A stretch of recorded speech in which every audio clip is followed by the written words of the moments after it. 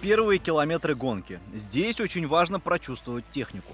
Как правило, на старте никто не рискует, но в то же время камазовцы смогли сразу показать достойный результат. Было интересно, как в этот раз организаторы проложат маршрут пролога.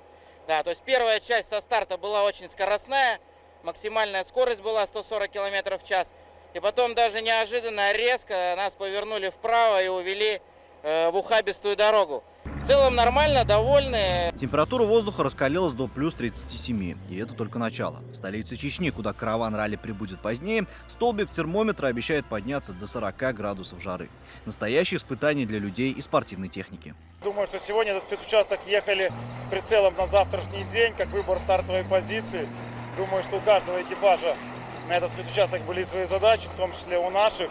Поэтому посмотрим, все ли получилось то, что мы хотели. В добрый путь, шелковый путь.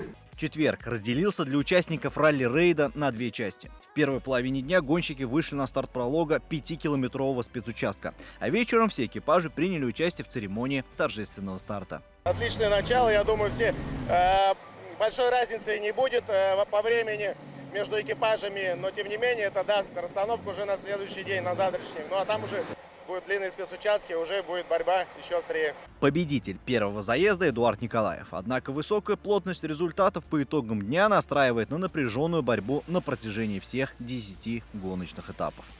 Алмаз Гафиатов, ТНВ, Астрахань. Закажи рекламу на ТНВ. Телефон в Казани 5 705 100.